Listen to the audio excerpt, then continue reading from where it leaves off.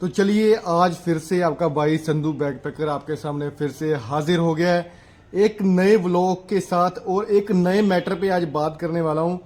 वो मैटर भी बहुत थोड़ा परेशानी वाला है क्योंकि बहुत सारे भाइयों को पता नहीं चलता कि वो जिस जॉब में जा रहे हैं उस जॉब में उसको क्या बेनिफिट मिल रहे हैं या मतलब उसमें कितनी सैलरी रहेगी, अकोमोडेशन इंक्लूड होगी या नहीं होगी, फूड मिलेगा या नहीं मिलेगा, और अगर आपको उसमें अकोमोडेशन मिलती है तो वो किस टाइप की अकोमोडेशन होती है, डोरमेट्री होती है, सिंगल बेड होते हैं, क्या क्या इंक्लूड रहता है। तो आज बहुत सारी चर्चा करने वाला हूँ।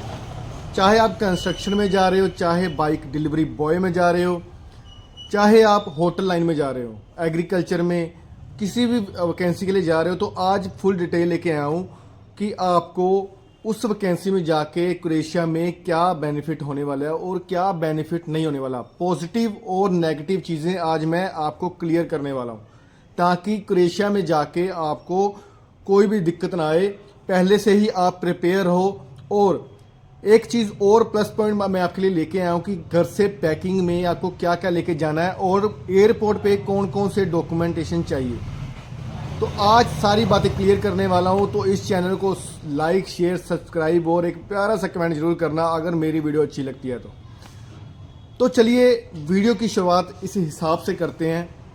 थोड़ा ध्यान से समझना इस बात को, ठीक है। अगर नहीं समझ आता तो बैक जाके स्किप कर लेना। तो सबसे पहले हम कंस्ट्रक्शन की बात करते हैं। आपका ऑफर लेटर, परमिट, आपका बायोमेट्रिक हो गया, चलो परमिट नहीं आया, आएगा तो सही।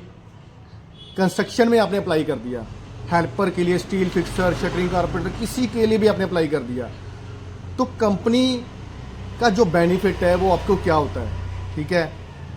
पहली, जब आप एयरपोर्ट पे जाते हो आपको रिसीविंग मिल जाती है कंपनी की। कई बार रिसीविंग नहीं भी होती तो आप उसकी लोकेशन में पहुंच जाते हो। आपका जाते ही यहाँ तो आपके बेड होंगे डोरमेट्री। वो बेड कैसे होते हैं, जैसे ये बेड है और ऊपर एक और बेड होता है, ठीक है, ये उससे डोरमेट्री बेड। और कुछ कंपनियां सिंगल बेड प्रोवाइड करती हैं जिस पे आपका पर्सनल चीज़ें रखने वाला ड्रॉर होता है, लॉकर होते हैं, सब कुछ प्रोवाइड करती हैं। एक तो वो वाली कंपनी होगी जो आपको सिंगल बेड और लॉकर वगैरह प्रोवाइड करती हैं, आपका मतलब हर बंदे का अपना प्राइवेसी होता है। और एक कंपनी वो होती है, चाहे वो उसको मान लो कि वो स्मॉल लाइन कंपनी होती है, मतलब छोटी प्रोडक्शन कंपनी होती है। उसमें क्या होता है, डोरमेट्री सिस्टम होता है। एक कमरे में 4 डोरमेट्री होंगी, या मतलब 4 बेड होंगे या 6 बेड होंगे, क्योंकि बेड के ऊपर बेड होता है, ठीक है। या 4 या 6 या 8 बेड होते हैं, ठीक है। उसमें थोड़ा प्राइवेसी कम होती है क्योंकि वहाँ पे आपका लगेज भी ओपन रहता है, तो थोड़ा उसमें दिक्कत आता है। पर देखो, अगर हम काम करने के लिए जाते हैं तो ये छोटे छोटे इशू भी हमें छोड़ने पड़ेंगे। फूड इंक्लूड नहीं रहता, ठीक है। कुछ कंपनियां मतलब फूड प्रोवाइड कर रही हैं नवंबर से, क्योंकि जो गवर्नमेंट की तरह से एडवाइजरी जारी हुई है उसमें एक टाइम का मील, जब आप कंपनी के कंस्ट्रक्शन में मतलब आप काम पे जा रहे हो तो दोपहर का वो मील एक टाइम का प्रोवाइड करना शुरू कर दिया। बट कुछ कंपनियों ने प्रोवाइड करना शुरू नहीं किया। वो नॉन वेज भी होता है और वेज भी होता है, ठीक है। तो आपको उसके साथ क्या प्रोवाइड करती हैं सभी कंपनियां, ठीक है। एक तो आपको गीज़र प्रोवाइड करती हैं, हीटर्स प्रोवाइड करती हैं, वॉशिंग मशीन प्रोवाइड करती हैं, किचन के इक्विपमेंट्स प्रोवाइड करती हैं, ठीक है। जो मतलब आप सब्जी वगैरह बनाने के लिए जो भी चीज़ यूज़ करते हो वो चीज़ प्रोवाइड करती हैं। बट खाना वो प्रोवाइड नहीं करती, खाना आपको 24/7 से ही लेके आना पड़ेगा। तो ये तो रहा कंस्ट्रक्शन में, ठीक है। अब हम चलते हैं बाइक डिलीवरी जॉब में, जिसमें जैसे हम हमारे जोमेटो स्विगी चलता है तो उसमें बाइक डिलीवरी बॉय जॉब होती है। उसमें ना तो अकोमोडेशन इंक्लूड रहता है, ना ही फूड इंक्लूड रहता है, ठीक है। और स्कूटी का रेंट भी इंक्लूड नहीं रहता। अगर हम, क्योंकि वहाँ पे होता है कमीशन बेस्ड काम। मान लो कि आप दिन का 50 यूरो कमा रहे हो, चलो मान लो कि आप दिन का 100 यूरो कमा रहे हो, 100 यूरो तो नहीं, चलो बहुत बड़ी बात कह दी, आपको सिंपल तरीके से समझाता हूँ। अगर आप 100 यूरो कमा रहे हो तो उसमें से 10 यूरो कंपनी के होंगे, 90 यूरो आपके होंगे। मान लो आप 1000 कमा रहे हो तो 100 यूरो कंपनी का होगा, 100 यूरो कंपनी का होगा, 900 रुपये आपका होगा, ठीक है। बट उसमें थोड़ा हार्डवर्क रहता है, आपको टारगेट पूरे करने पड़ते हैं। बट पैसा उसमें अच्छा कमाया जा सकता है अगर आप वहाँ पे 6 से 7 महीने लगा लेते हो। पर थोड़ा सा वो जॉब डिफिकल्ट है, ठीक है। और उसमें अकोमोडेशन, बाइक डिलीवरी का रेंट, बाइक का रेंट वो प्रोवाइड नहीं करते। फूड तो क्या ही प्रोवाइड करेंगे। उसमें स्कूटी का रेंट वो ले रहे हैं 300 यूरो, रूम का रेंट ले रहे हैं 2 से 250 यूरो, कुछ स्कूटी का रेंट ले रहे हैं 2 से 250 यूरो। मतलब वो नेगोशिएबल है, आप वहाँ पे जाके नेगोशिएट कर सकते हैं, मतलब उनको बोल सकते हैं कि मेरे को कम पैसों वाली स्कूटी चाहिए। तो स्कूटी का मान के चलो कि आप अप्रोक्सीमेटली 200 से 300 यूरो रेंट रहेगा। अकोमोडेशन का 150 से 250 यूरो रेंट रहेगा, ठीक है। फूड का अगर मैं आपको बोल दूं, अगर कंस्ट्रक्शन में और डिलीवरी बॉय में फूड, अगर आप दारू पीने के शौकीन हैं, बहुत लोग वहाँ पे शौकीन बन जाते हैं, फिर तो आपका खर्चा होगा खुला, ठीक है। अगर आप अपने हिसाब से चलते हो कंजूसी दिखा के, ठीक है, तो आपका जो खाने का जो फूड का रेंट है, ठीक है, मतलब फूड का जो बिल बन के आएगा वो 70 से 80 यूरो बन के आएगा। अगर आप थोड़ा ज़्यादा ही शौकीन हो तो आपका 100 से 150 यूरो खर्चा हो जाएगा। मान के चलो सीधा सीधा 500 यूरो तो ये आपका यही निकल गया, ठीक है। अगर बाइक डिलीवरी जॉब के लिए जा रहे हो, उससे ऊपर आपको कंपनी के पैसे उतार के जितना पैसा बचेगा वो आपका होगा। वैसे तो कुछ लोग कहने को तो 1000 से 1200 यूरो कमा रहे हैं। आप जो पुराने 6 से 7 महीने हो चुके हैं वो तो 1000-1200 यूरो सेव कर रहे हैं। जो नए नए जा रहे हैं उनको तकलीफ हो रही है कि यार रूम का रेंट भी देना है, अकोमोडेशन का रेंट भी देना है, फूड का पैसा भी निकालना है, तो ऐसी चीज़ें होती है। बट हीटर, वॉशिंग मशीन वगैरह सब कंपनी प्रोवाइड करके देती है, ठीक है। वो चीज़ें कंपनी, किचन का जो इक्विपमेंट है वो कंपनी प्रोवाइड करके देती है, ठीक है। और इसके अलावा अगर होटल जॉब्स के लिए जाते हैं और एग्रीकल्चर, ये दोनों का मैं दोनों का मेंशन एक साथ करूंगा। इसमें होटल में आपको अकोमोडेशन भी मिलता है और खाना भी मिलता है। होटल जॉब, चाहे किचन हेल्पर में जाओ, क्लीनर में जाओ, किसी भी जॉब में जाओ, उसमें क्या होता है कि जब आप जॉब पे होते हो तो वहाँ पे रेस्टोरेंट में, मेनली लोग रेस्टोरेंट में जाते हैं या होटल में जाते हैं, तो वहाँ पे जो मील होता है वो आपको मिलता ही मिलता है, चाहे वो 1 टाइम का मिले चाहे वो 2 टाइम का मिले। उसमें बेनिफिट इतना होता है। अकोमोडेशन भी अच्छी मिल जाती है होटल में, बट उसमें थोड़ा नेगेटिव पॉइंट ऐसे है कि वो सीजनल परमिट है 6 मंथ का। उसके बाद टीआरसी आपको नई कंपनी में प्रोवाइड करनी, नई कंपनी में जाके ज्वाइन होना पड़ता है, वहाँ पे टीआरसी अप्लाई करनी पड़ती है। तो थोड़ा उसमें नेगेटिव पॉइंट ये है। बट हाँ, अकोमोडेशन अच्छी मिल जाती है होटल में और आपको फूड भी अच्छा मिल जाता है, ठीक है। एग्रीकल्चर में भी सेम ही है, ठीक है। एग्रीकल्चर में आप अगर जाते हो तो आप ओनर के घर पे रहते हो, ठीक है, मतलब ओनर के या ओनर के आसपास ही रहते हो, क्योंकि एग्रीकल्चर काम ऐसे होता है कि जहाँ पे आप रह रहे हो वहाँ के आसपास ही ओनर का घर होता है, तो आपको अच्छा मील, अच्छी अकोमोडेशन प्रोवाइड हो जाती है। बट कुछ चीज़ों में एग्रीकल्चर में अच्छी अकोमोडेशन नहीं मिल पाती, ठीक है। ये पॉजिटिव ही है, नेगेटिव भी है। कुछ कंपनियाँ अच्छी हैं जो अच्छी अकोमोडेशन प्रोवाइड कर रही हैं। ये तो रहा एग्रीकल्चर, होटल, कंस्ट्रक्शन और बाइक डिलीवरी जॉब का, ठीक है। और उसके साथ मैं बात करता हूँ, अगर बात करूँ कि आपको एयरपोर्ट के लिए डॉक्यूमेंटेशन क्या चाहिए, एयरपोर्ट के लिए क्या क्या डॉक्यूमेंट लेके जाने हैं, ठीक है।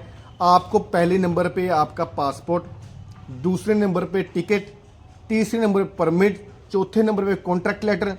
अकोमोडेशन लेटर है तो ठीक है, नहीं है तो कोई बात नहीं। ट्रैवल इंश्योरेंस है तो ठीक है, नहीं तो कोई बात नहीं, वो पूछता भी कोई नहीं है, ठीक है। इतने ही डॉक्यूमेंट की नीड है। तो एक चीज़ का ध्यान रखना, ये जो हमारे जैसे Lufthansa, load Polish, Qatar, Turkish airline पे जा रहे हैं, तो ये ना, जो आप जब आप इमिग्रेशन क्लियर करते हो वहाँ पे, जहाँ पर आप बोर्डिंग पास लेते हो, वहाँ पे थोड़ा सा आपको परेशानी आती है। क्योंकि उनको क्रोएशिया के बारे में ज़्यादा नॉलेज नहीं है।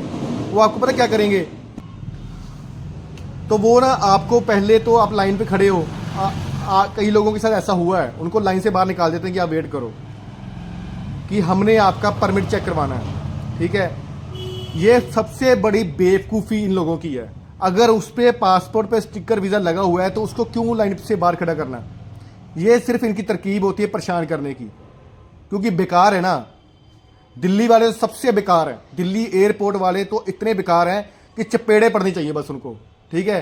जानबूझ के उनका टाइम खराब करते हैं, ठीक है। कोई नॉलेज तो है नहीं, बस वही बात, परेशान करना।